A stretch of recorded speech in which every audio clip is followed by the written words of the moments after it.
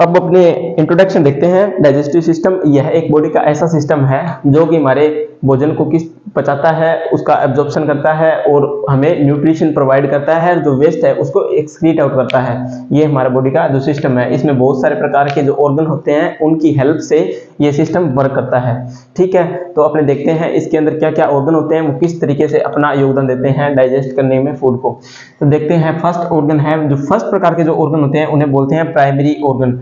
Primary organ body के वो organ होते हैं जो डायरेक्टली हेल्प करेंगे डाइजेशन में, डाइजेशन ऑफ द फूड में डायरेक्टली हेल्प करेंगे। ठीक है, तो वो होते हैं प्राइमरी ऑर्गन, मतलब कि प्राइमरी मतलब कि फर्स्ट प्रकार के वो ऑर्गन जो क्या करते हैं, डाइजेस्ट पूरी तरीके से डाइजेस्टिव सिस्टम पे ही वर्क करते हैं। ठीक है, नेक्स्ट आते हैं सेकेंडरी ऑर्गन। सेकेंडरी या एसेसरी ऑर्गन वो ऑर्गन होते हैं जो डाइजेशन में हेल्प करते हैं। डाइजेशन मतलब फूड का जो डाइजेशन हुआ है उसमें हेल्प करेंगे, एक तरीके से हेल्पर है वो।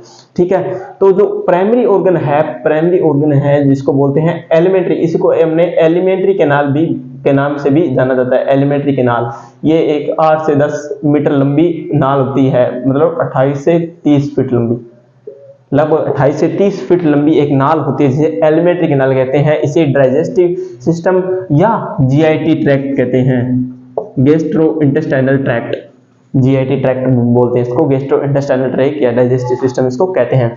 अपने फर्स्ट जो प्राइमरी ऑर्गन है वो होता है हमारा माउथ। माउथ या ओरल कैविटी जिसको बोलते हैं, हमारा जो पाथवे है एक एलिमेंट्री कैनाल की जो स्टार्टिंग है जो माउथ से लेकर लास्ट एनस तक होती है। तो एनस तक अपने पढ़ेंगे कि कैसे फूड अंदर जाता है और कैसे वो एक्सक्रीट आउट होता है, बीच बीच में कौन कौन सी प्रोसेस होती है जिससे हमें एनर्जी और न्यूट्रिशन प्रोवाइड होता है। ठीक है, तो फर्स्ट है माउथ। माउथ को क्या बोलते हैं, ओरल कैविटी भी बोलते हैं, बक्कोफ्रेंजियल कैविटी भी बोलते हैं या बक्कल कैविटी के नाम से भी जाना जाता है। माउथ जिसमें हम फूड लेते हैं, इसके अपने कंपोनेंट पढ़ेंगे, इसमें देखेंगे टीथ कितने टाइप के होते हैं, या इसके अंदर अपने देखेंगे कि कौन कौन से फ्लोर में, जैसे अपने है साइड के अंदर टीथ है, उसके अलावा ऊपर पैलेट है जिसको हम तालू भी बोलते हैं, और नीचे जो फ्लोर है वो जीभ या ग्लोसा जिसको बोलते हैं या जीभ जिसको बोलते हैं। ठीक है, टंग वो अपने पढ़ेंगे। मैं एक बार आपको जनरली आइडिया दे रहा हूँ कि अपने क्या क्या आज डिस्कस करने वाले हैं। तो फर्स्ट है माउथ, उसके बाद में फेरिंग्स। फेरिंग्स भी एक तरीके की ट्यूब होती है, ये भी एक तरीके की ट्यूब लाइक स्ट्रक्चर होती है, लगभग 10 सेंटीमीटर लंबी। तो इसके अंदर भी अपने देखते हैं कि कितने पार्ट में डिवाइडेड होता है और इसमें क्या क्या रोल होता है। इसे थ्रोट या गला भी कहते हैं, इसे थ्रोट या गला या फेरिंग्स। ठीक है, नेक्स्ट है अपने इसोफेगस। इसोफेगस भी अपने डिस्कस करेंगे। ये भी एक प्रकार की मस्कुलर ट्यूब होती है जो कि हमारा खाना माउथ यहाँ से लेकर थ्रोट से लेकर स्टमक तक पहुंचाती है। ठीक है, इसके बाद अपने चर्चा करेंगे स्टमक पे, स्टमक क्या होता है, कैसे किस प्रकार से इसके अंदर HCl होता है, किस प्रकार से उसके फंक्शन क्रिएट होते हैं, कैसे ये भोजन को मैकेनिकली भी तोड़ता है, वो सब अपने को देखेंगे। उसके बाद आता है स्मॉल इंटेस्टाइन और लार्ज इंटेस्टाइन। स्मॉल इंटेस्टाइन में किस तरीके से जो फूड पार्टिकल जो छोटे छोटे टुकड़ों में टूट चुका है वो किस तरीके से अंदर एब्जॉर्ब होता है, न्यूट्रिशन किस तरीके से अंदर एब्जॉर्ब होते हैं और कौन कौन सी केमिकल रिएक्शंस होती है वो इसके अंदर अपने चर्चा करेंगे। और लार्ज इंटेस्टाइन के अंदर कैसे जो वेस्ट है वो अंदर स्टोर होता है और कैसे वो बॉडी से स्क्रीट आउट किया जाता है एल्स के थ्रू, वो अपने लार्ज इंटेस्टाइन में चर्चा करेंगे। उसके बाद आते हैं सेकेंडरी एसेसरी ऑर्गन। सेकेंडरी या एसेसरी ऑर्गन मतलब कि ये डाइजेशन में हेल्प करते हैं, ओनली ये हेल्प करते हैं, न कि ये प्राइमरी ऑर्गन है ये हेल्प करते हैं, ये एक तरीके से हेल्पर है। तो ये देखते हैं जैसे कि टीथ है, टीथ हमारे किस तरीके से मैकेनिकल जो ब्रेकडाउन ऑफ द फूड है वो करते हैं, mechanical breakdown of the food मतलब किस तरीके से फूड को तोड़ते हैं। छोटे छोटे अपने खा रहे हैं तो बड़े बड़े पार्टिकल्स होंगे ना फूड के, तो वो किस तरीके से छोटे छोटे टुकड़ों में विभाजित होते हैं या टूटते हैं, तो वो उसमें टीथ का किस प्रकार से इन्वॉल्व होता है, कैसे वो फंक्शन करता है टीथ, और कितने टाइप के टीथ होते हैं वो भी अपन देखेंगे। टीथ फॉर्मूला इसमें मेन इंपॉर्टेंट होता है। ठीक है, उसके बाद अपनी आती है टंग भी एक मस्कुलर स्ट्रक्चर है, जो टंग एक मस्कुलर स्ट्रक्चर है। अब अपने देखते हैं टंग भी एक प्रकार की मस्कुलर स्ट्रक्चर है जो किस प्रकार से हमारी स्पीच में मदद करती है, किस प्रकार से वो अपने जो फूड स्वेलिंग कर रहे हैं या जो च्यूइंग ऑफ द फूड है, मतलब फूड को चबा रहे हैं तो वो उसमें हेल्प करती है। तो नेक्स्ट अपने देखेंगे सलाइवरी ग्लैंड। सलाइवरी ग्लैंड ये 3 प्रकार की ग्रंथियां होती है जो कि बक्कल कैविटी के अंदर होती है, बक्कल कैविटी और चिक्स के अंदर होती है, वो इनके बारे में अपन डिस्कस करेंगे। फिर अपने पेनक्रियाज के बारे में, ये एक प्रकार की मिक्स्ड ग्लैंड होती है, इसके बारे में अच्छे से चर्चा करेंगे कि किस प्रकार से ये डाइजेशन में हेल्प करती है। और इसके बाद आता है लीवर, लीवर में किस प्रकार से एंजाइम क्रिएट होते हैं और किस प्रकार से डाइजेशन में हेल्प करते हैं। उसके बाद अपने देखते हैं गॉल ब्लैडर, इसमें कैसे जो है बाइल का स्टोरेज होता है और ये क्या कब फंक्शन होता है गॉल ब्लैडर का, वो भी अपने डिस्कस करेंगे। ये एक थैली स्ट्रक्चर होती है, सब अपने डिस्कस करेंगे पॉइंट टू पॉइंट। जिसको बोलते हैं माउथ के अंदर क्या होता है कि माउथ के अंदर कौन कौन सी स्ट्रक्चर मौजूद होती है। माउथ एक प्रकार क्या है, गुहा है या कैविटी है, होलो स्पेस है। होलो स्पेस के अंदर क्या होता है, हम फूड लेते हैं और किस तरीके से वो अंदर की मूव करता है, इसके अंदर कौन कौन से ऑर्गन्स होते हैं, कौन कौन से कंपोनेंट होते हैं। कंपोनेंट मतलब इसके अंदर कौन कौन सी स्ट्रक्चर होती है जो मेनली होती है। तो देखो एंटीरियर और लेटरल साइड में जो होते हैं, एंटीरियर और लेटरली हमारे क्या प्रेजेंट होते हैं, टीथ।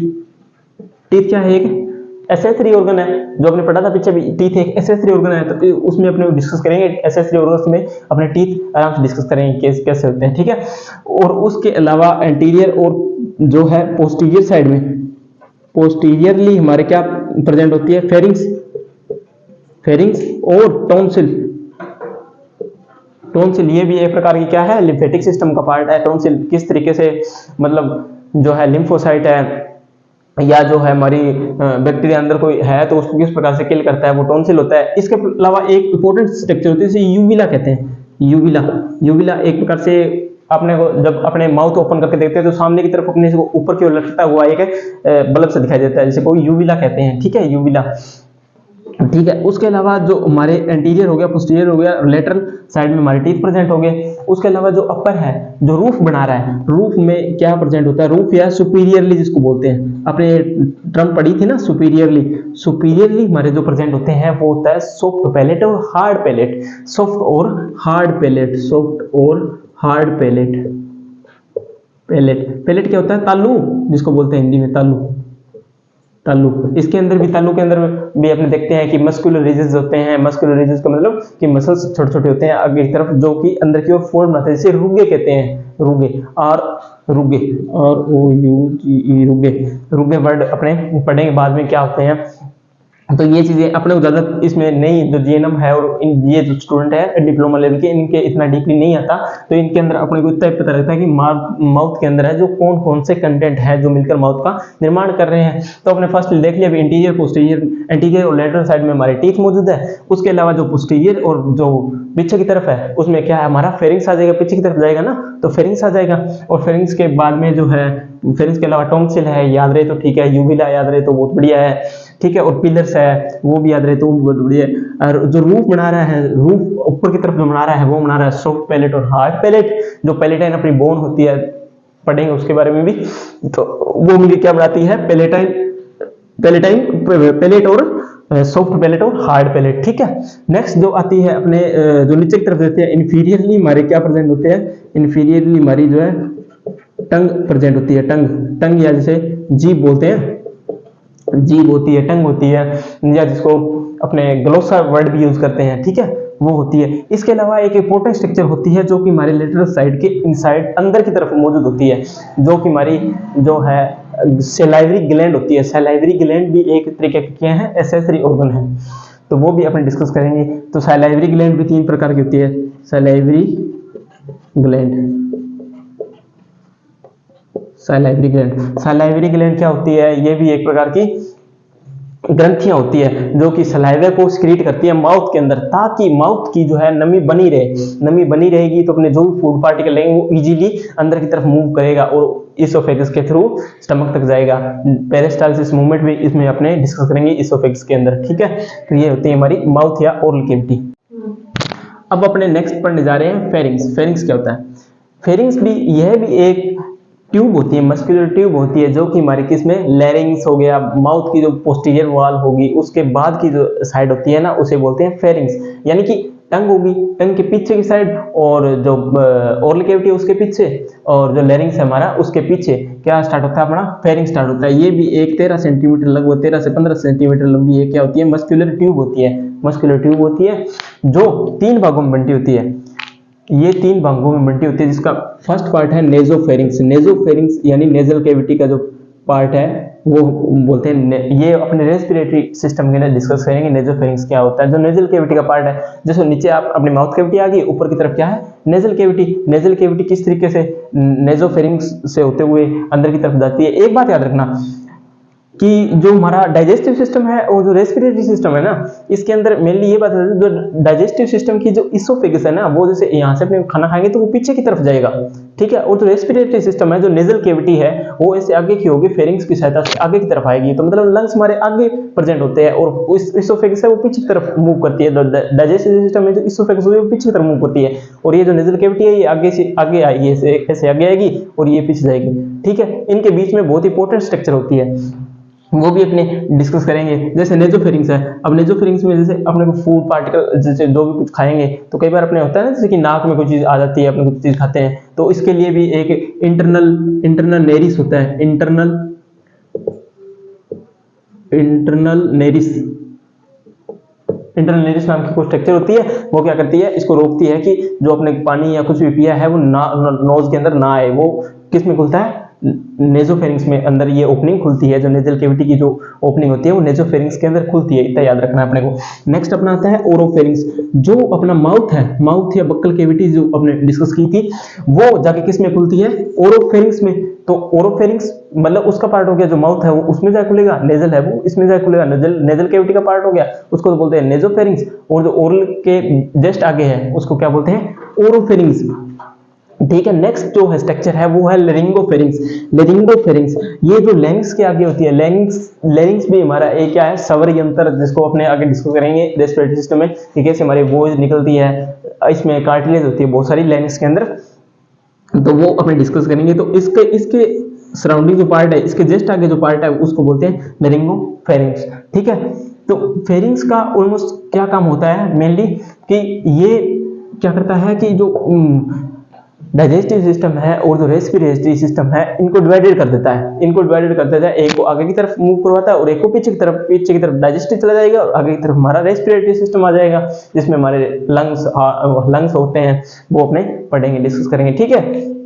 तो इसका मेनली काम ये हो गया कि ये डिवाइडेड करता है दोनों को, ठीक है। नेक्स्ट अपने पढ़ने हैं इसोफेगस क्या होती है, एक होलो मस्कुलर ट्यूब होती है।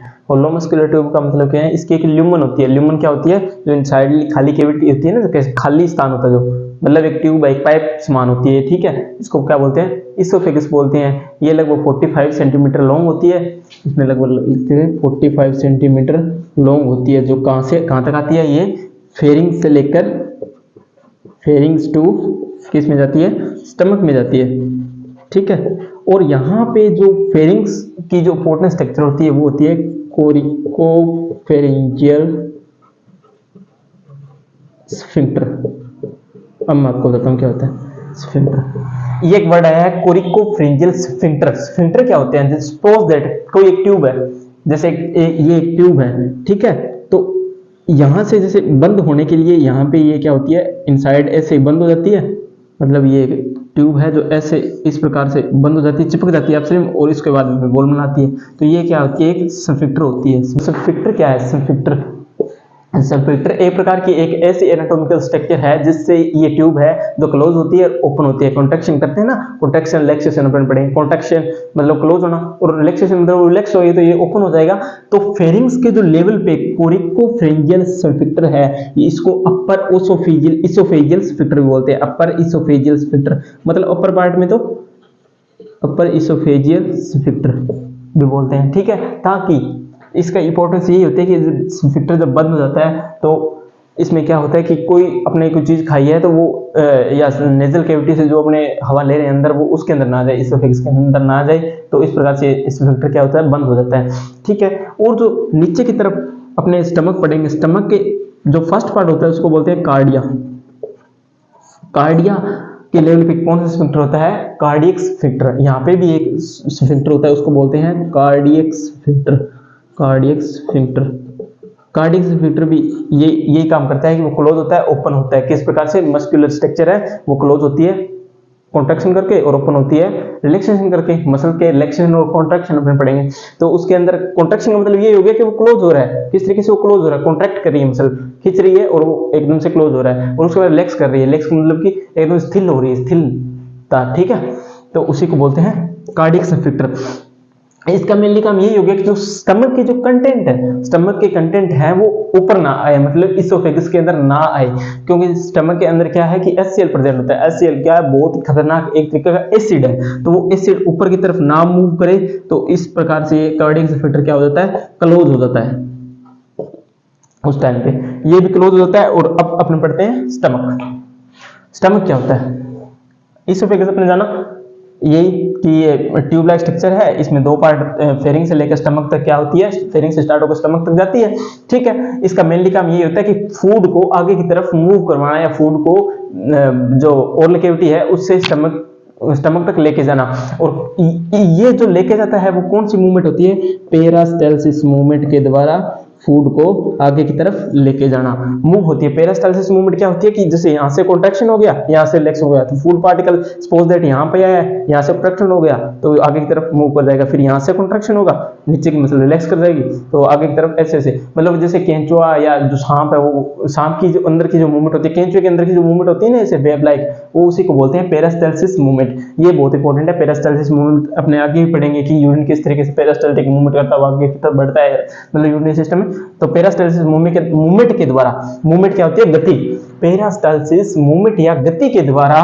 फूड है वो अपनी ओरल कैविटी या ओरल कैविटी से होके स्टमक के अंदर मूव कर पाता है, ठीक है। ये होती है इसोफेगस। इसके अंदर दो अपने ये पढ़े थे, कोरेकोफ्रिंजियल स्फिंक्टर। कोरेको वर्ड आता है कार्टिलेज के लिए, एक प्रकार की ये क्या है, कार्टिलेज होती है जो अपने लेरिंक्स के अंदर प्रेजेंट होती है। लेरिंक्स अपने पढ़ेंगे, वो रेस्पिरेटरी सिस्टम का पार्ट है, ठीक है। और इसके बाद में जो लोअर जो है, जो स्टमक के लेवल पे जो क्या है, कौन सा स्फिंक्टर है, कार्डियक स्फिंक्टर। इसका काम भी ये हो गया कि ये जो है स्टमक का कंटेंट है वो इसोफेगस की तरफ ना मूव होने दे। समझाया होगा आई होप, ठीक है। नेक्स्ट है अपने स्टमक। स्टमक क्या होता है, तो स्टमक भी एक जे शेप्ड ऑर्गन होता है, जे शेप्ड ऑर्गन होता है। मैं थोड़ा सा आपको बना के दिखा देता हूँ स्टमक क्या होता है। स्टमक एक प्रकार का जे शेप्ड ऑर्गन। ये आ गई हमारी इसोफेगस। इसोफेगस ऐसे होते हुए ये आगे की तरफ मूव करता है, और ये हो गया, ये जे शेप्ड ऑर्गन होता है। इतना स्ट्रक्चर नहीं बनी, ठीक है। ये इसके नीचे इंटेस्टाइन चालू हो जाती है, ठीक है। जे शेप्ड, यहाँ पे जो स्फिंक्टर मैंने बताया था उसको बोलते हैं कार्डियक स्फिंक्टर, कार्डियक स्फिंक्टर। और ये जो फर्स्ट पार्ट, इसके अब पार्ट होते हैं। स्टमक क्या होता है, स्टमक एक होलो मस्कुलर क्या है, बेग लाइक स्ट्रक्चर है। बेग लाइक स्ट्रक्चर है जिसमें मेनली क्या होता है, फूड का जो स्टोरेज होता है, ठीक है। ये क्या करता है कि ब्रेकडाउन ऑफ द फूड करता है। अब ब्रेकडाउन ऑफ द फूड मैं आपको बताता हूं कि फूड जैसे अपने खा लिया है, वो पॉलीसेकेराइड है, मल्टीपल, मतलब उसमें सारी चीजें मिली हुई है, ठीक है। तो उस वो बड़े पार्टिकल्स को छोटे पार्टिकल में ही तोड़ना क्या कहलाता है, ब्रेकडाउन कहलाता है। किसी भी मॉलिक्यूल का बड़े पार्टिकल से छोटे पार्टिकल की तरफ टूटना ही क्या कहलाता है, ब्रेकडाउन ऑफ द फूड कहलाता है। ये दो टाइप से होता है, जैसे मैकेनिकल ब्रेकडाउन और केमिकल ब्रेकडाउन। केमिकल ब्रेकडाउन जिसमें एंजाइम हमारे इन्वॉल्व होते हैं, वो किस प्रकार से फूड पार्टिकल्स को, पॉलीसेकेराइड है उसको स्मॉलेस्ट जो है पार्ट में तोड़ते हैं, वो केमिकल के थ्रू तोड़ते हैं। और केमिकल मतलब कि एंजाइम के थ्रू। और जो नेक्स्ट है मैकेनिकल। मैकेनिकल का मतलब ये हो गया कि गति या मूवमेंट करके किस प्रकार से फूड को तोड़ा जाता है। इसमें फर्स्टली अपने जो पढ़ा था ना माउथ के अंदर टीथ, वो फर्स्ट पार्ट होते हैं जो मैकेनिकल क्या करते हैं, चिमिंग करते हैं ना, अपने चिमिंग ये चबाना, तो उससे mechanical breakdown of the food होता है। और नेक्स्ट अपने देखेंगे कि इसके अंदर भी यहाँ पे जो कार्डियक स्फिंक्टर हो गया, और यहाँ पे एक होता है pyloric sphincter. Pyloric sphincter, pyloric sphincter और कार्डियक स्फिंक्टर जब बंद हो जाते हैं तो ये एक प्रकार की मस्कुलर गति करता है, ठीक है। तो उससे भी फूड का थोड़ा बहुत है वो ब्रेकडाउन होता है, ठीक है। अब अपने देखते हैं स्टमक के पार्ट। जो फर्स्ट पार्ट होता है उसको बोलते हैं कार्डिया, इतना पार्ट है उसको बोलते हैं कार्डिया। और इसके बाद में बॉडी ऑफ द स्टमक, ये हमारी बॉडी ऑफ द स्टमक आ गई। और ये हमारा आ गया पाइलोरिक पार्ट, पाइलोरिक पार्ट। और ये जो बच गया ना इसको बोलते हैं फंडस। फंडस, फंडस या बॉडी, बॉडी को अपने कार्पस भी बोलते हैं, ठीक है। ये इस प्रकार की क्या है, इनकी क्या है स्ट्रक्चर होती है। मतलब स्टमक एक, अब मैंने आपको जो पहले बात रिपीट की थी वो एक बार और रिपीट कर रहा हूं, मैं बता रहा हूं कि स्टमक क्या है, एक प्रकार का मस्कुलर ऑर्गन है जो कि थैलीनुमा संरचना होती है, जो कहां प्रेजेंट होती है, एपिगैस्ट्रिक रीजन के अंदर, जो अपने मैंने डिस्कस किया था ना quadrant of the abdominal cavity, उसके अंदर एक वर्ड आया था एपिगैस्ट्रिक रीजन, तो उसके अंदर हमारा ये ऑर्गन है वो प्रेजेंट होता है। ठीक है, इतनी बात समझ। अब नेक्स्ट अपने देखते हैं कि इसके पार्ट कौन कौन से हैं। इसके मेनली 4 पार्ट होते हैं, जिसे हम बोलते हैं कार्डिया, फंडस, बॉडी और पाइलोरस। ठीक है, इतनी बात समझ में आ गई। अब इसमें मेन इसका क्या काम होता है कि फूड का, जैसे ऊपर इसोफेगस से कोई पार्टिकल आ रहा है अंदर, तो वो अंदर स्टोर हो रहा है। ठीक है, अब अपने डिस्कस करते हैं कि पाइलोरिक स्फिंक्टर, इसके अंदर भी 2 स्फिंक्टर होते हैं। ऊपर वाला तो मैंने डिस्कस कर दिया कि कार्डियक स्फिंक्टर, और नीचे की तरफ जहां से इंटेस्टाइन, स्मॉल इंटेस्टाइन शुरू होती है, स्मॉल इंटेस्टाइन और स्टमक के बीच का जो पार्ट होता है वहां पे एक स्फिंक्टर होता है जिसको पाइलोरिक स्फिंक्टर बोलते हैं। पाइलोरिक रीजन से पाइलोरिक ये वर्ड आया, पाइलोरिक रीजन होता है लास्ट। पहला पार्ट होता है कार्डियक, दूसरा पार्ट होता है फंडस, फिर होता है बॉडी और पाइलोरस। ठीक है, 4 पार्ट हो गए स्टमक के। इसोफेगस और स्टमक के स्ट्रक्चर के बारे में पढ़ने के बाद अब अपने देखते हैं function of the stomach. Function of the stomach, function मतलब कि क्या क्या वर्क है वो स्टमक करता है, क्योंकि अपने जो डिप्लोमा लेवल या जीएनएम के अंदर है शोर नोट आता है कई बार स्टमक के ऊपर पूछ लेते हैं, function of the stomach is most important. तो इसमें जो फर्स्ट जो है फंक्शन है वो है temporary storage of the food. Temporary storage of the food मतलब कि ये थोड़ी देर के लिए 2-3 घंटों के लिए क्या करता है, टेम्परेरी स्टोरेज करता है ऑफ द फूड का। ये एक तरीके का रिजर्वायर है, रिजर्वायर बैग है जो कि क्या करता है, स्टोरेज करता है फूड का। नेक्स्ट है convert food into chyme. Chyme क्या होता है, काइम या जिसको हिंदी बोलते हैं लुगदी। लुगदी मतलब कि क्या है, डाइजेस्टिव जो एंजाइम होते हैं और जो क्या होते हैं, एसिड होता है स्टमक के अंदर, एक एसिड होता है हाइड्रोक्लोरिक एसिड, वो इसमें मिलने के बाद काइम या चूर्ण के रूप में इसको फॉर्म कर देता है और वो आगे की तरफ इंटेस्टाइन की तरफ मूव करवाता है, मूव कर देता है उसके बाद में, लेकिन काइम या लुगदी की फॉर्म में इसके अंदर कन्वर्ट हो जाता है स्टमक के अंदर क्या अपना फूड जो आपने लिया है। ठीक है, नेक्स्ट है chemical digestion food by enzyme and acid. Chemical digestion, chemical और एक है मैकेनिकल ब्रेकडाउन ऑफ फूड, ये दोनों फंक्शन मैं आपको बताता हूँ साथ साथ में। मैकेनिकल ब्रेकडाउन मैंने आप बताया कि जैसे ये स्टमक जैसे आया था ना, तो स्टमक का क्या है, ये यहाँ से भी ये स्फिंक्टर बंद हो जाएगा, यहाँ से स्फिंक्टर बंद हो जाएगा, तो दोनों फिर ये क्या करता है, मस्कुलर गति करता है, आड़ी तेजी पीछे गति करता है, जिससे क्या होता है कि मैकेनिकली ब्रेकडाउन होता है फूड। ठीक है, और इसके बाद आता है mechanical breakdown of the food किससे करता है, इसके अंदर क्या होता है, रुगे होते हैं, मैंने आपको बताया था ROUGE रुगे। पेलेटाइन के अंदर पेलेटाइन रुगे होते हैं, स्टमक के अंदर स्टमक रुगे होते हैं। रुगे क्या है, एक प्रकार के मस्कुलर रिजेस है, रिजेस होते हैं मस्कुलर रिजेस, यानी मस्कुलर एक ऐसी फोल्ड्स होते हैं अंदर की तरफ बने हुए, जिससे क्या होता है कि ये कर देते हैं, ये जब कॉन्ट्रैक्ट होके इसको फूड को है इधर उधर हिलता है ना, तो उसको तोड़ते हैं, ब्रेकडाउन करते हैं मैकेनिकली। ये क्या है, मैकेनिकली फंक्शन हो रहा है। और नेक्स्ट है जो केमिकली, केमिकली मतलब इसके अंदर क्या होते हैं, एंजाइम होते हैं, गैस्ट्रिक एंजाइम होता है, बहुत प्रकार के एंजाइम होते हैं। इसके अंदर सेल होती है, चीफ सेल होगी, ऑक्जेंटिक सेल होगी।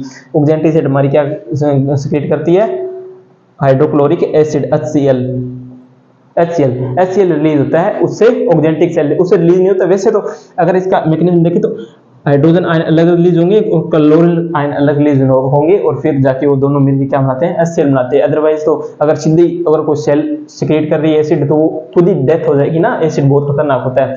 ठीक है, ये हो गया। फिर है digestion of protein, digestion of protein, ये 5 फंक्शन इंपॉर्टेंट है। डाइजेशन ऑफ प्रोटीन, देखो प्रोटीन का वैसे डाइजेशन वो स्टार्ट होता है ना, वो ओरल कैविटी या माउथ से स्टार्ट हो जाता है, क्योंकि वहां पे होता है सिलिवरी एमाइलेज नाम का एक एंजाइम होता है, वो क्या करता है, स्टार्च को छोटे छोटे टुकड़ों में तोड़ देता है। ठीक है, तो उसका जो स्टार्टिंग पॉइंट है वो तो है माउथ, मतलब तभी तो अपने कहते हैं कि जो माउथ या बक्कल कैविटी से हमारा क्या है, डाइजेशन स्टार्ट हो जाता है। उसमें प्रोटीन के लिए एक एंजाइम होता है सिलिवरी एमाइलेज, जो कि आगे स्टार्च को सरका या उसमें तोड़ देता है। ठीक है, डाइजेशन ऑफ प्रोटीन का स्टार्टिंग पॉइंट क्या है, माउथ है। तो लेकिन जो कंप्लीट डाइजेशन होता है ना, वो होता है हमारे स्टमक में। तो digestion of protein bye stomach, ये भी एक तरीके का है। अपने देखते हैं स्टमक, और अपने देखो अभी तक अपने क्या क्या डिस्कस कर सकते हैं, ओरल केविटी अपने डिस्कस कर चुके हैं, उसके बाद अपने इसोफेगस भी डिस्कस कर चुके हैं, और इसके बाद अपने स्टमक डिस्कस किया था, स्टमक के अपने फंक्शंस देखे थे जो इंपॉर्टेंट थे, और उसके बाद में अपने हिस्टोलॉजी ऑफ एलिमेंट्री कैनाल देखते हैं, यानी पूरे जो डाइजेस्टिव सिस्टम है या जो एलिमेंट्री कैनाल है उसकी हिस्टोलॉजी ट्रांसवर्स सेक्शन में अपने कैसे देखते हैं। ट्रांसवर्स सेक्शन बताते हैं कट सेक्शन लेते हैं, कोई भी चीज है जैसे ये एलिमेंट्री कैनाल है तो उसका एक तरीके से यहाँ पे कट व्यू लिया गया, ऐसे कट व्यू करके मतलब ये देखा गया। फिर यहाँ से अपने देखते हैं तो कौन कौन से अपने को स्ट्रक्चर दिखाई देती है, ये भी एक इंपॉर्टेंट है, हिस्टोलॉजी ऑफ एलिमेंट्री कैनाल। तो मतलब इसके अंदर 4 प्रकार की जो है लेयर नजर आती है हमें, जो कि अलग अलग लेवल पर, जैसे स्टमक के लेवल पर थोड़ा सा उसका मॉडिफिकेशन होगा, मतलब थोड़ी अलग प्रकार की होगी, थोड़ी अलग प्रकार की होगी, और इंटेस्टाइन के लेवल पर थोड़ी अलग प्रकार की होगी, इस प्रकार के थोड़ी थोड़ी डिफरेंस उनका आता जाता है। ठीक है, तो जो first histology of alimentary canal है उसमें जो फर्स्ट लेयर होती है उसको बोलते हैं सीरोसा। सिरोसा, सिरोसा क्या है? फर्स्ट लेयर है जो कि कंटिन्यूस करती है पेरिटोनियम के साथ, पेरिटोनियम के साथ, पेरिटोनियम के साथ ये क्या है? कंटिन्यू करती है। ठीक है, पेरिटोनियम क्या होता है? पेरिटोनियम मैंने जो एब्डोमिनल कैविटी होती है हमारी, एब्डोमिनल कैविटी के जो अंदर की जो लाइनिंग होती है, अंदर की लाइनिंग को क्या बोलते हैं? पेरिटोनियम बोलते हैं। Inner lining of the abdominal cavity which is called peritoneum. तो पेरिटोनियम के साथ ये क्या है? कंटिन्यूस करती है, ये चिपकी होती है लेयर। ठीक है, तो इसे बोलते हैं सिरोसा, जो आउटर लेयर है किसकी? एलिमेंट्री कैनाल की। आउटर मतलब कि बाहर से अंदर की तरफ हमने क्यों देख रहे हैं, बाहर से अंदर की तरफ मतलब आउटर से इनर की तरफ, ये आउटर सरफेस हो गया, ये इनर सरफेस हो गया, अंदर की तरफ जा रहे हैं, आउटर से इनर की तरफ। ठीक है, फर्स्ट लेयर अपने सिरोसा के बारे में पढ़ने के बाद आपने देखा कि किस तरीके से पेरिटोनियम के साथ अटैच होती है और आगे की तरफ बढ़ता है। ठीक है, फर्स्ट जो स्ट्रक्चर थी वो, फर्स्ट जो लेयर थी वो थी सिरोसा। अब सेकंड जो स्ट्रक्चर लेयर है वो है मस्क्यूलेरिस, मस्क्यूलेरिस, मस्क्यूलेरिस। ये क्या होती है? एक प्रकार की मसल्स होती है जो कि पेरास्टालसिस या पेरास्टाल्टिक मूवमेंट करवाती है एलिमेंट्री कैनाल की, जिससे क्या होता है कि फूड आगे की तरफ मूव होता है। तो इसे कहते हैं मस्कुलरिस लेयर। ये 2 प्रकार की होती है, जिसमें फर्स्ट है सर्कुलर मसल और नेक्स्ट है लॉन्गिट्यूडनल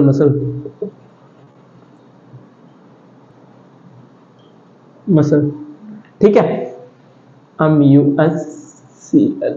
लॉन्गिट्यूडनल सर्कुलर मसल्स, मतलब सर्कल का मतलब हो गया ये गोल प्रकार की है, गोलाकार, सर्कल या गोलाकार मसल्स है। ठीक है, और जो लॉन्गिट्यूडनल मसल्स है वो लॉन्ग है, लंबी है।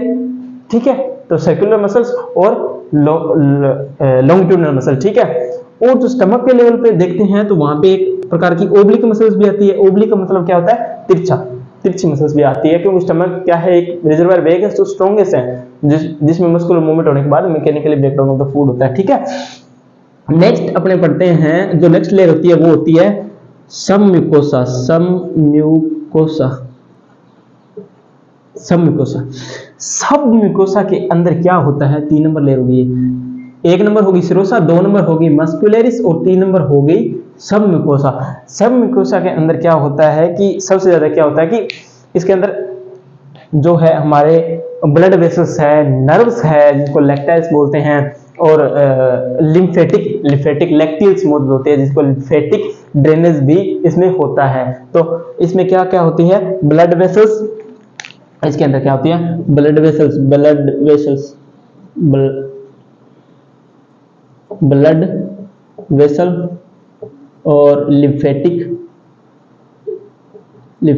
और इसके अलावा इसमें क्या होती है? नर्व्स होती है जो हमारे को कंट्रोल करती है इसको, मतलब। ठीक है, तो सबम्यूकोसा लेयर के अंदर ब्लड वेसल्स और कई प्रकार की ऐसी सेल होती है जो कि एंजाइम और अपने सिक्रीशन या केमिकल है जो सिक्रीट करती है, जो कि हेल्प करेंगे डाइजेशन ऑफ द फूड के अंदर। ठीक है, अब नेक्स्ट जो इंपॉर्टेंट स्ट्रक्चर है उसको बोलते हैं, नेक्स्ट जो इंपॉर्टेंट लेयर है वो है अपनी म्यूकोजा। म्यूकोजा, म्यूकोजा के अंदर क्या होता है? म्यूकोजा के अंदर यह एक ऐसी लेयर है जिसके अंदर ये देखो फोल्ड्स होते हैं, जिसके अंदर क्या होते हैं? फोल्ड्स होते हैं। फोल्ड्स इंटेस्टाइन के लेवल पे जब अपने देखते हैं ना, जो आगे अपने पढ़ेंगे एलिमेंट्री कैनाल में इंटेस्टाइन पढ़ेंगे, इसके बाद स्टमक के बाद इंटेस्टाइन आता है, तो इसके लेवल पे तो इसमें माइक्रोविलाई और विल्ले होते हैं, माइक्रोविलाई और विल्ले। यहाँ पे छोटा सा देता हूँ, माइक्रोविलाई और या विल्ले। ठीक है। ये क्या होते हैं, फिंगर लाइक प्रोजेक्शन होते हैं जो अंदर की तरफ फोल्ड बनाते हैं। म्यूकोजा लेयर होती है वो अंदर की तरफ फोल्ड मतलब कि फोल्ड ऐसे, मतलब अंदर की तरफ ऐसे फोल्ड बने होते हैं, और इसके ऊपर जो स्ट्रक्चर होती है उनको बोलते हैं विलाई या माइक्रोविलाई। ये क्या है, फिंगर लाइक प्रोजेक्शन होते हैं, और इस तरीके से अंदर पूरी एलिमेंट्री कैनाल के अंदर ऐसे ऐसे फोल्ड बने होते हैं। फोल्ड के ऊपर क्या होते हैं, माइक्रोविलाई होते हैं, जो कि एब्जॉर्प्शन ऑफ द न्यूट्रिशन और फूड के एब्जॉर्प्शन में जो हेल्प करते हैं वो करते हैं माइक्रोविलाई, जो म्यूकोजा लेयर के अंदर प्रेजेंट होते हैं। ताकि इस म्यूकोजा के अंदर क्या होती है, थोड़ी सी म्यूकस होती है। म्यूकस वो होती है, चिकना पदार्थ होता है एक प्रकार का, जो क्या करता है कि जो पेरिस्टाल्सिस मूवमेंट होती है, जिससे क्या है, एक तो इनर जो लेयर है वो डैमेज ना हो, और दूसरा क्योंकि देखो स्टमक के लेवल पर देखेंगे तो क्या होगा, उसके अंदर HCl है। HCl अगर सीधा मतलब डायरेक्टली इनर लाइन को वो क्या करता है, डिस्ट्रॉय कर सकता है ना, उसको इफेक्ट कर सकता है ना, तो उससे बचने के लिए म्यूकोजा लेयर होती है। म्यूकोजा लेयर के अंदर क्या होता है कि जो है म्यूकस प्रेजेंट होती है। म्यूकस क्या करती है, एक प्रकार से अपने को प्रोटेक्शन प्रोवाइड करवाती है केमिकल इंजरी से, ठीक है। और जो म्यूकोजा लेयर है वो इसके अंदर इंटेस्टाइन के लेवल पे जब हमने काट के देखते हैं ना, तो इसके अंदर माइक्रोविलाई या विल्स होते हैं, जो क्या करते हैं, इन फोल्ड्स को crinkling of the fold of petals बोलते हैं। ये से चलो ठीक है, लिबर कोन की दरारें आपने पढ़ा होगा 12th के लेवल पे, लिबर कोन की दरारें ऐसे वर्ड आते हैं, लेकिन जीएनएम के लिए इतना इंपॉर्टेंट नहीं मानता मैं। तो अब देखते हैं म्यूकोजा। तो म्यूकोजा के अंदर ये मैंने बताया, ये फोल्ड है, फोल्ड के अंदर क्या है, माइक्रोविलाई है। तो इस प्रकार से 4 लेयर होगी। अब अपने थोड़ा सा एक बार इसको रिकैप कर लेते हैं। देखिए फर्स्ट लेयर थी सिरोसा, जो कि पेरिटोनियम के साथ क्या करेगी, कंटिन्यू होगी, ठीक है, चलती रहेगी। वो एक तरीके से अपने ऑर्गन है, एब्डोमिनल ऑर्गन है, उसको बाहर की जो दीवार है एब्डोमिनल कैविटी की, उसके साथ चिपकने देगी, यानी चिपकाए रखेगी, ठीक है। और नेक्स्ट आती मस्कुलरिस, जो कि पेरिस्टाल्टिक मूवमेंट के लिए इंपॉर्टेंट सी, पेरिस्टाल्सिस, ये पेरिस्टाल्सिस मूवमेंट के लिए जो इंपॉर्टेंट थी वो थी मस्कुलरिस, मतलब मसल्स थी इसके अंदर, जो कि क्या करेगी, अपने कॉन्ट्रैक्शन रिलैक्सेशन की सहायता से पेरिस्टाल्सिस मूवमेंट करवाएगी, जिससे जो अपना फूड या जो काइम बना है वो आगे की तरफ मूव हो पाएगा, ठीक है। नेक्स्ट अपनी थी सब म्यूकोजा लेयर। सब म्यूकोजा लेयर के अंदर मेनली क्या होता है, ब्लड वेसल्स। मैंने आपको बताया था ना कि बॉडी के हर पार्ट को नर्व और ब्लड सप्लाई इंपॉर्टेंट है, सबको है, ठीक है, हर पार्ट को ब्लड सप्लाई और नर्व सप्लाई है। तो सब म्यूकोजा लेयर के अंदर लगभग ब्लड वेसल्स होती है सभी तरीके से, और अपने लिम्फेटिक सिस्टम में पढ़ेंगे, लिम्फेटिक जो है सर्कुलेशन भी इसके अंदर होता है, जिसे लैक्टेल्स बोलते हैं, ठीक है। अब अपने देखते हैं म्यूकोजा मैंने बताया कि इसके अंदर अलग अलग लेवल पे अपने ना सेक्शन देख रहे हैं, मतलब मेरा कहने का मतलब है पूरी एलिमेंट्री कैनाल है, 22 फुट लगभग लंबी है पूरी एलिमेंट्री कैनाल, ठीक है। तो उसके अंदर अलग अलग लेवल पे अपने सेक्शन देख रहे हैं, इस तरीके से काट के देख रहे हैं उनको भी, इनके अंदर कौन कौन सी लेयर मौजूद है। तो वो मौजूद लेयर के अंदर अपने जैसे अब इंटेस्टाइन के लेवल पे देखेंगे ना, इंटेस्टाइन को काट के देखेंगे तो अंदर की तरफ जो माइक्रोविलाई, ये छोटे छोटे फोल्ड्स होंगे, जो फोल्ड ऑफ क्रिकल्स कहते हैं, इसके ऊपर क्या होगी, छोटे छोटे फिंगर लाइक प्रोजेक्शन होंगे, जिन्हें क्या बोलते हैं, माइक्रोविलाई या विल्ली बोलते हैं, ठीक है, जो कि क्या करेंगे, एब्जॉर्प्शन ऑफ द फूड करेंगे, ठीक है। इस प्रकार से हिस्टोलॉजी ये इंपॉर्टेंट है। हिस्टो का मतलब मैंने आपको बताया जैसे हमेशा होता है टिश्यू, हिस्टो वर्ड जब कभी भी आए तो इसका मतलब होता है टिश्यू, ठीक है स्टूडेंट्स। अपने जो रिकैप करते थोड़ा सा, अपने इसोफेगस और उसके बाद में अपने पढ़ा था क्या, स्टमक। इसोफेगस जैसे ये आ रही है, उसके बाद में ये स्टमक है, और स्टमक के जस्ट बाद में अपने पढ़ रहे हैं अब स्मॉल इंटेस्टाइन, ठीक है। फर्स्ट रिकैप करता हूँ, इसोफेगस और स्टमक का पढ़ने के बाद अपने आज पढ़ रहे हैं स्मॉल इंटेस्टाइन, ठीक है। तो स्मॉल इंटेस्टाइन क्या होता है, स्मॉल इंटेस्टाइन लगभग 6 मीटर या लगभग 22 फीट एक लंबी मस्कुलर ट्यूब होती है, ट्यूब लाइक स्ट्रक्चर होती है, जो क्या काम करती है, फूड के एब्जॉर्प्शन का काम करती है। लगभग 6 मीटर, लगभग बहुत लंबा हो जाता है ये, तो लगभग 22 फीट लंबी हमारी आंत, या जिसे स्मॉल इंटेस्टाइन या छोटी आंत जिसे कहते हैं, वो हमारी एब्डोमिनल कैविटी में प्रेजेंट होती है, ठीक है। अब इसको कहते हैं पार्ट ऑफ स्मॉल इंटेस्टाइन। जो फर्स्ट पार्ट होता है उसे बोलते हैं ड्यूडेनम, ड्यूडेनम।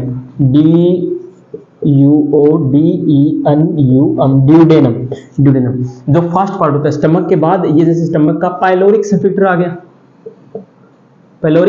गया, ना, ये कार्डियक स्फिंक्टर आ गया, ये आ गया स्टमक, ये स्टमक है, और स्टमक के बाद यहाँ से पाइलोरिक स्फिंक्टर से लेकर इलियोसिकल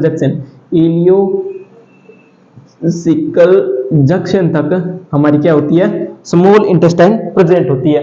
अब स्मॉल इंटेस्टाइन प्रेजेंट होती है, कितनी लंबी लगभग होगी 6 मीटर या लगभग 22 फीट लंबी एक मस्कुलर ट्यूब होती है, ट्यूब लाइक स्ट्रक्चर होती है, जिसके अंदर माइक्रोविलाई, जो मैंने आपको बताया था, डिस्कस किया था हिस्टोलॉजी ऑफ एलिमेंट्री कैनाल के अंदर, माइक्रोविलाई विल्ली जो होते हैं, इसके अंदर भी एक तरीके से फोल्ड होते हैं, फोल्ड बने होते हैं, जो क्या काम करते हैं, न्यूट्रिशन का ऑब्जर्व करते हैं, न्यूट्रिशन को क्या करते हैं, ऑब्जर्व करते हैं, उसी को क्या बोलते हैं, स्मॉल इंटेस्टाइन बोलते हैं।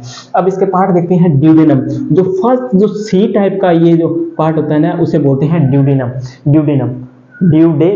यहाँ पे हमारी एक ग्लैंड होती है पेनक्रियाज, अपने पढ़ेंगे एसेसरी ऑर्गन में, मैंने आपको वर्ड लिखा था पेनक्रियाज, वो यहाँ पे प्रेजेंट होती है, और यहाँ होती है ड्यूडेनम। और जो इधर वाली साइड होता है वो होता है, यहाँ पे होता है हमारा लीवर, इस टाइप से लीवर होता है, यहाँ से गाल ब्लैडर हो गया, ये ड्यूडेनम हो गया। अब यहाँ से भी एक डक्ट आती है, यहाँ से भी, और यहाँ पे ड्यूडेनम में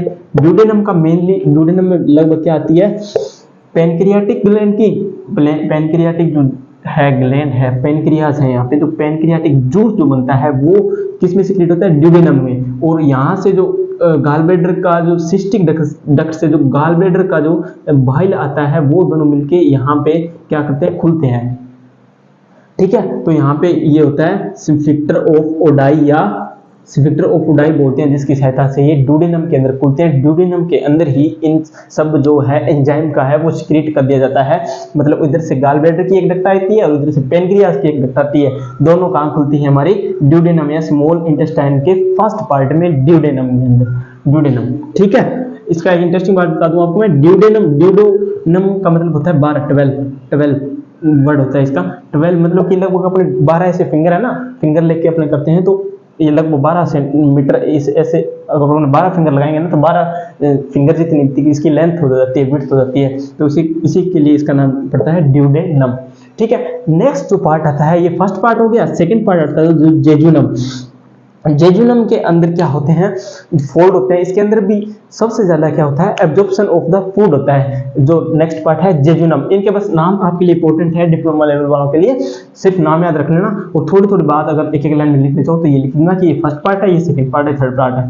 ये जेजुनम के अंदर सबसे ज्यादा क्या होता है, एब्जॉर्प्शन होता है, और इसके अंदर जो मेन बात लिखोगे वो ये लिख देना कि इसके अंदर पेनक्रियाटिक डक्ट की जो ग्लैंड, पेनक्रियाटिक जूस जो होता है वो इसके अंदर सिक्रेट होता है, और इधर बाइल आता है वो भी इसके अंदर आके सिक्रेट होता है, ठीक है। और एम्पुला ऑफ वेटर, कहाँ पे, एम्पुला ऑफ वेटर, इस जंक्शन का अगर नाम लिखना चाहो तो लिख देना, एम्पुला ऑफ वेटर में आके खुलती है। एम्पुला ऑफ वेटर ये किसका, ड्यूडेनम के अंदर का ही पार्ट है, ठीक है। नेक्स्ट जेजुनम मैंने आपको बता दिया। अब पढ़ते हैं इलियम। इलियम ये है third part of the small intestine, इसको बोलते हैं इलियम। इलियम भी एक प्रकार का ये पार्ट है, जिसके अंदर क्या है, जो हमारी काइम या लुगदी जो बनी थी वो यहाँ पे आके थोड़ी बहुत ऑब्जर्व हो जाएगी, जेजुनम के अंदर ऑलमोस्ट ऑब्जर्व हो जाता है, लेकिन फिर भी अंदर कोई मटेरियल बचता है तो वो आगे इलियम की तरफ और मूव कर जाता है। इलियम में एक इंपॉर्टेंट बात ये है कि ileum last part of the small intestine है, जो आगे जाके लार्ज इंटेस्टाइन के सिक्कम के साथ, सिक्कम क्या होता है, लार्ज इंटेस्टाइन का फर्स्ट पार्ट होता है, first part of large intestine, क्योंकि देखो लार्ज स्मॉल इंटेस्टाइन है वो बीच में प्रेजेंट है और उसके चारों तरफ क्या प्रेजेंट है, लार्ज इंटेस्टाइन है। तो लार्ज इंटेस्टाइन का जो कनेक्शन बनाता है ना, वो बनाता है इलियम के साथ। इलियम ये आ गया last part of the large small intestine, last part of small intestine, small intestine, ठीक है। स्मॉल इंटेस्टाइन का ये क्या है, लास्ट पार्ट है, ठीक है। और जो सिक्कम में बोल रहा हूँ ना, सिक्कम ये first part of the large intestine है, और ये स्मॉल इंटेस्टाइन का जो लास्ट पार्ट है वो है इलियम। इन दोनों के बीच में एक जंक्शन बनता है जिसको बोलते हैं इलियोसिकल जंक्शन, ठीक है। इतनी चीज अपने को याद रखती है। इसमें बस आपको थोड़ा सा मैंने आपको जैसे बताया है वही चीज इंपॉर्टेंट है कि ये इतने सेंटीमीटर लंबी होती है, और इसके ये पार्ट होते हैं, इनका जो मैंने थोड़ा बहुत फंक्शन है वो डिस्क्राइब किया है। इसके अलावा मैं एक आपको छोटी सी इंटरेस्टिंग बात बता दूं, लगभग 22 फीट या 6 मीटर लंबी ये होती है, और जब कैडावर या डेथ हो जाती है ना पर्सन की, तो इसके अंदर ये जो इंटेस्टाइन होती है ये लगभग फैल जाती है। क्यों फैल जाती है, क्योंकि देखो पेरिस्टाल्सिस मूवमेंट हो रही थी पहले जीवित व्यक्ति में, तो पेरिस्टाल्सिस मूवमेंट हो रही है, तो मसल्स क्या है, कॉन्ट्रैक्टेड है, वो रिलैक्स कर जाएगी तो ये और ज्यादा लंबी हो जाती है। तो इसीलिए पेट मतलब डेथ बॉडी होती है उनका जो पेट है वो फूला हुआ दिखाई देता है, ठीक है, क्योंकि उसमें जो स्मॉल इंटेस्टाइन है वो फैल जाती है। स्मॉल इंटेस्टाइन पढ़ने के बाद अब अपने पढ़ते हैं लार्ज इंटेस्टाइन लगभग ये भी 1.5 मीटर लंबी एक ट्यूबुलर आगे स्ट्रक्चर होती है लार्ज इंटेस्टाइन। लेकिन इसको लार्ज क्यों बोला, क्योंकि इसमें लगभग 4 से 5 सेंटीमीटर है वो इसकी क्या होती है, विड्थ होती है, चौड़ाई होती है, अंदर का डायमीटर क्या है, बड़ा होता है इसका, तो इसीलिए इसको लार्ज किया गया है। अदरवाइज जो लेंथ है वो तो 6 सेंटीमीटर की थी स्मॉल इंटेस्टाइन की, लेकिन इसको लार्ज इसलिए कहा गया है क्योंकि इसकी जो लेंथ है वो तो कम है लेकिन जो डायमीटर है ना वो ज्यादा है, तो इसीलिए इसको क्या कहते हैं, लार्ज इंटेस्टाइन कहते हैं। ठीक है, अब इसके अपने पार्ट पढ़ते हैं। स्मॉल इंटेस्टाइन में जो लास्ट पार्ट अपने पढ़ा था इलियम, इलियम जब हमने पढ़ा था तो इलियम किसके साथ अटैच होगा, वो होता सीकम के साथ अटैच। अब ये मैं आपको छोटा सा डायग्राम यहाँ पे लार्ज इंटेस्टाइन का ड्रॉ करके दिखा देता हूँ। लार्ज इंटेस्टाइन लगभग इस तरीके की एक ये होती है, ये इस तरीके से ये होती है लार्ज इंटेस्टाइन। इसके अंदर बस यही है कि ऐसे ऐसे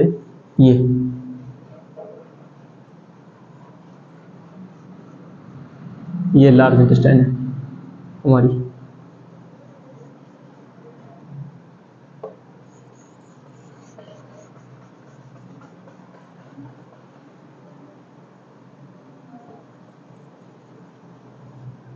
ठीक है, ये लगभग लार्ज इंटेस्टाइन, इसको मतलब मान सकते हैं इसके बीच में आ गई वो कौन सी, स्मॉल इंटेस्टाइन, इसके बीच में आ गई स्मॉल इंटेस्टाइन, और ये बाहर की तरफ क्या होगी, लार्ज इंटेस्टाइन। जो स्मॉल इंटेस्टाइन और जो लार्ज इंटेस्टाइन जहां पे मिलती है ना, ये होता है इलियम और ये होता है first part of the large intestine is called caecum.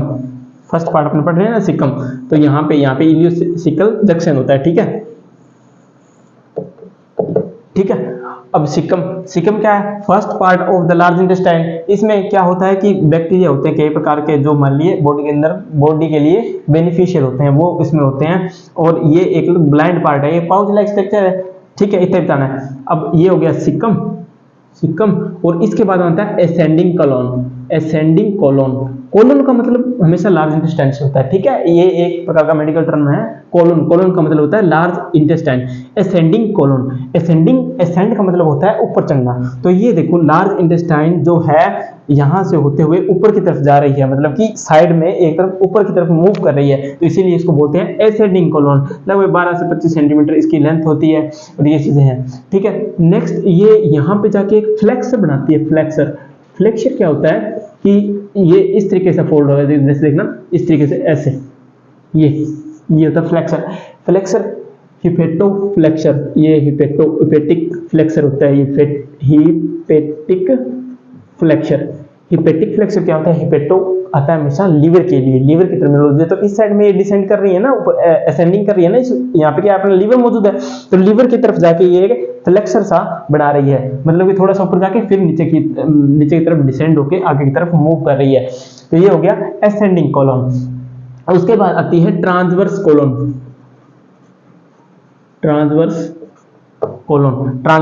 Ascending colon पे पड़ा। असेंडिंग कोलोन क्या करती है, इलियोसिकल वाल्व से असेंड होके आगे हेपेटिक फ्लेक्सर पर जाती है। ठीक है, अब अपने पढ़ते हैं ट्रांसवर्स कोलोन जो है हेपेटिक फ्लेक्सर से होते हुए स्प्लेनिक फ्लेक्सर तक जाती है। स्प्लेनिक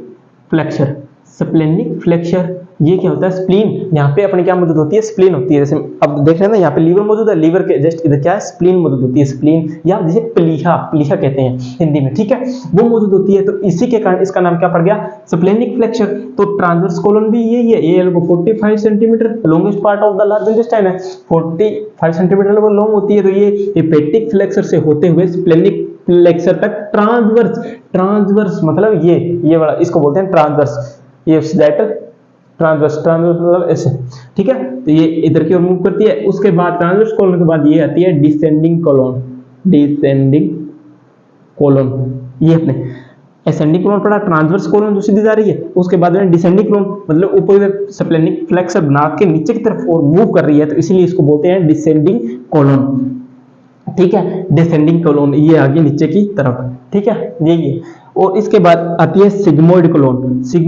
ये भी एस शेप की है, ये एस शेप की ऐसे बनी होती है सिग्मोइड कोलोन, जो किसके साथ आगे अटैच होती है, रेक्टल कैनाल या रेक्टम के साथ आगे अटैच होती है, और जो एनएस के द्वारा बाहर की तरफ खुलती है।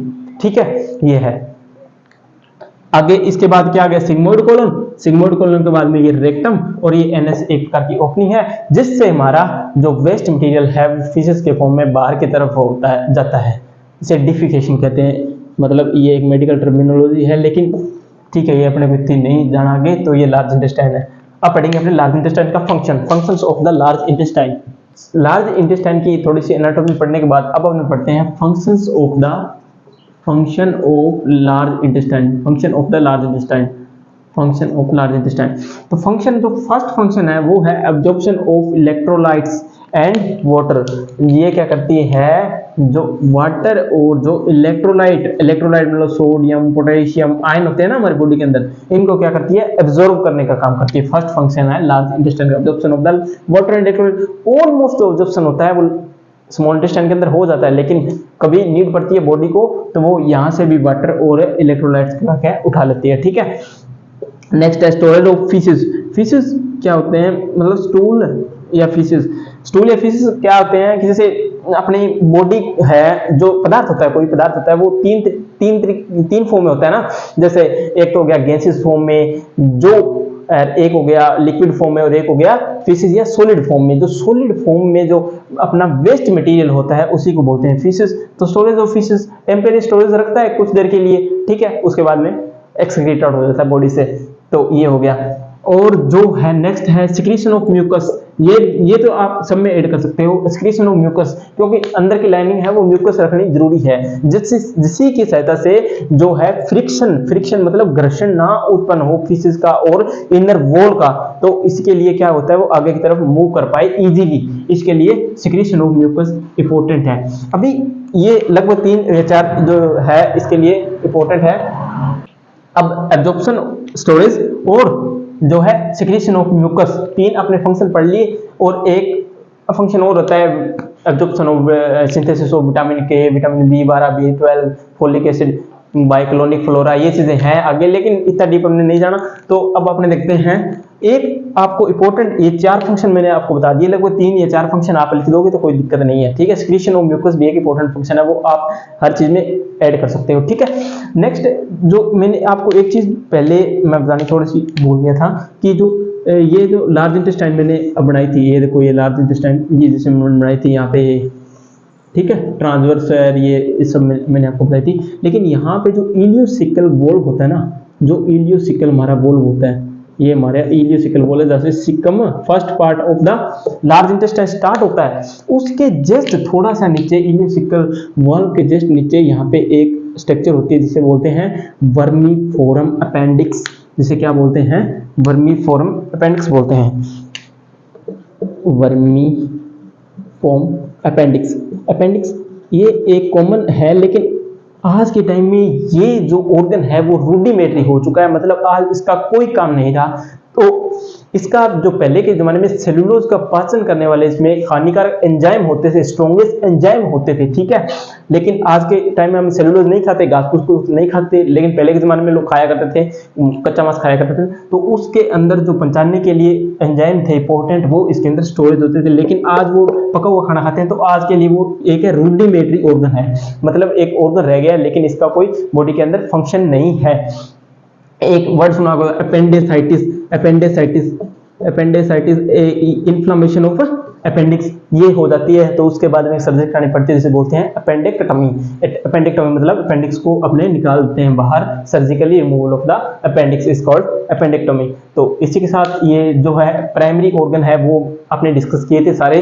तो अब अपने करेंगे सेकेंडरी ऑर्गन, सेकेंडरी ऑर्गन या accessory organ of the digestive system. Thank you.